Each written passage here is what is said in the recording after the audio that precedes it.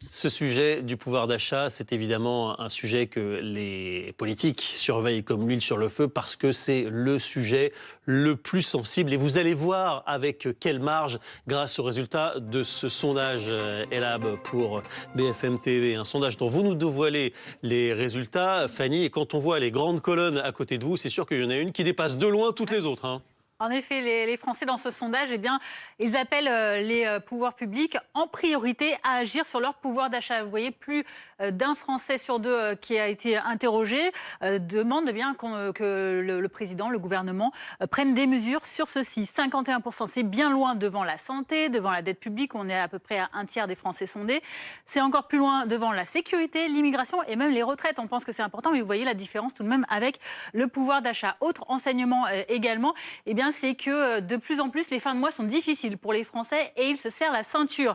42% affirment que les fins de mois sont difficiles pour eux et qu'ils doivent s'adapter. C'est 6 points de plus en 6 mois. Regardez dans le détail, 31% disent qu'ils se restreignent ou alors qu'ils prennent des revenus complémentaires pour finir leur mois.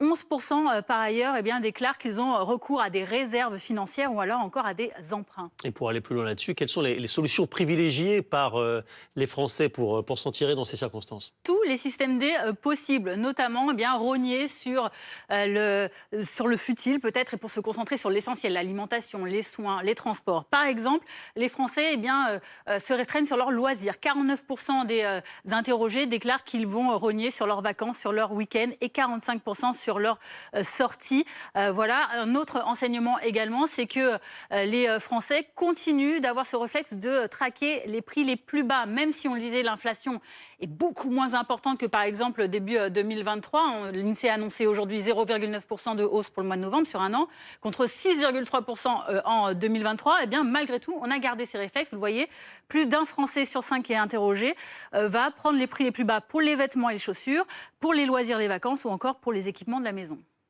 Merci beaucoup Fanny. C'est dans ce contexte de tension sur le porte-monnaie que les discussions sur le budget se poursuivent et on voit bien, Guillaume Darey, que les sujets de pouvoir d'achat, ils sont extrêmement prégnants et le gouvernement, mais comme l'opposition d'ailleurs, ils sont obligés de